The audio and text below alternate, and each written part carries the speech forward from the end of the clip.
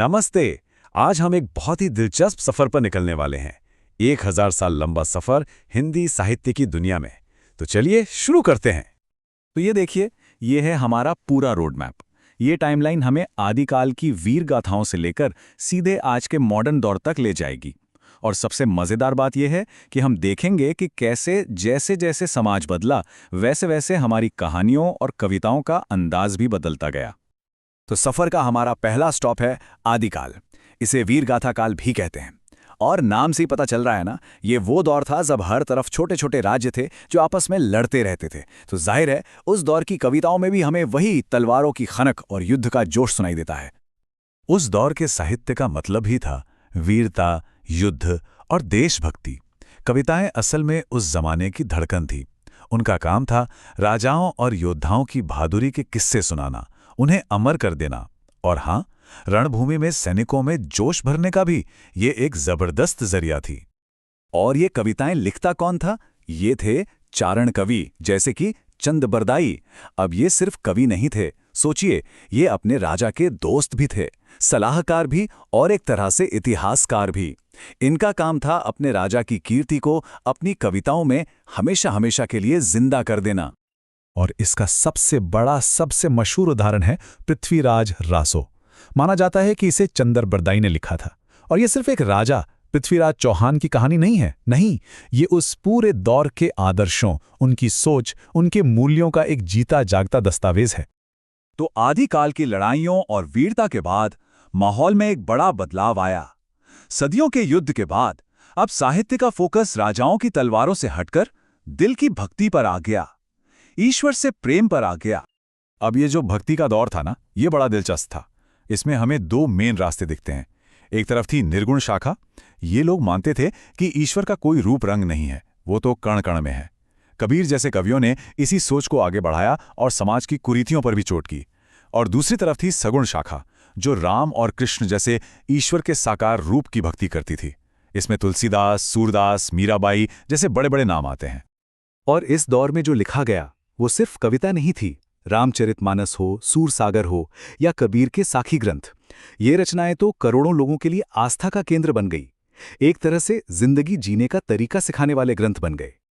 और अगर भक्तिकाल के शिखर की बात करें तो वो है तुलसीदास जी का रामचरितमानस।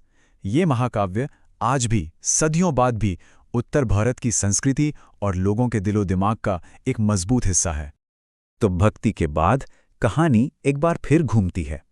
साहित्यिक पेंडुलम कह सकते हैं, दूसरी तरफ चला गया। अब साहित्य मंदिरों से निकलकर राजाओं के दरबार में पहुंच गया। ये वो दौर था जब कला, सौंदर्य और दरबारी तहजीब ही सब कुछ थी। तो अब कविता का मेन सब्जेक्ट क्या था? श्रृंगार रस, मतलब प्रेम और सौंदर्य।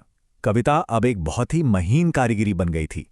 नायिकाओं की सुंदरता का वर्णन, प्रेम की अलग अलग भावनाओं को बहुत ही सजा धजा कर अलंकारों के साथ पेश किया जाता था। और इस दौर के कवि जैसे भूषण, केशवदास, बिहारी, ये अपनी कला के उस्ताद थे। इनका काम था अपने राजाओं को खुश करना, उनका मनोरंजन करना। तो ये बहुत ही मुश्किल और सजे धजे छंद बनाते थे। कविता एक तरह से आर्टिस्टिक परफॉर्मेंस बन गई थी। और इस युग का एक बेहतरीन नगीना है बिहारी सतसई, बिहारी के दोहों का कलेक्शन। इनके बारे में कहा जाता है कि ये गागर में सागर भर देते थे। सोचिए, बस दो छोटी छोटी लाइनों में भावनाओं का कितना गहरा समंदर छिपा होता था। रीतिकाल के बाद आता है एक बिल्कुल नया युग, आधुनिक काल। 20वीं सदी की शुरुआत के साथ ही सब कुछ बदल गया। अंग्रेजों का राज, प्रिंटिंग प्रेस का आना और देश में आज़ादी की एक नई लहर, इन सब ने मिलकर हिंदी साहित्य को एक बिल्कुल नई शक्ल दे दी। और इस नए दौर की शुरुआत का सेहरा जाता है भारतेंदु हरिश्चंद्र के सिर। उन्हें आधुनिक हिंदी का जनक भी कहा जाता है। और क्यों ना कहा जाए, वही तो थे जिन्होंने साहित्य को राजाओं के दरबार से बाहर निकाला और इसे आम आदमी के सुख दुख से जोड़ा। तो अब साहित्य का जो आईना था वो समाज को दिखाने लगा। देश की आज़ादी की लड़ाई, समाज को सुधारने की कोशिशें, मानवता की बातें और आम इंसान की जिंदगी का सच, ये सब अब कहानियों और कविताओं के नए टॉपिक बन गए। और कवियों की तो जैसे एक नई फौज है सामने आ गई। महावीर प्रसाद द्विवेदी, मैथिली शरण गुप्त, जयशंकर प्रसाद, पंत, महादेवी वर्मा, दिनकर, एक से बढ़कर एक नाम। इसी दौर में हमने छायावाद का जादू देखा, प्रगतिवाद का संघर्ष महसूस किया और दिनकर की कविताओं में राष्ट्रभक्ति का जोश भरा। लेकिन रुकिए, सिर्फ कविता नहीं, इस दौर की सबसे बड़ी बात थी गद्य यानी प्रोज का विकास। उपन्यास, कहानियां, व्यंग्य सब लिखे जाने लगे और प्रेमचंद जैसे लेखकों ने तो कमाल ही कर दिया। उन्होंने पहली बार गांव के आम किसान को, आम आदमी को अपनी कहानियों का हीरो बनाया और साहित्य को सचमुच जमीन से जोड़ दिया। तो चलिए इस पूरे सफर को एक नजर में समेट लेते हैं। आदिकाल में वीरता, फिर भक्ति काल में भक्ति, उसके बाद रीतिकाल में श्रृंगार और आखिर में आधुनिक काल में यथार्थवाद यानी जिंदगी की सच्चाई। क्या शानदार सफर रहा है ना? तो इस सफर के आखिर में एक सवाल मन में आता है।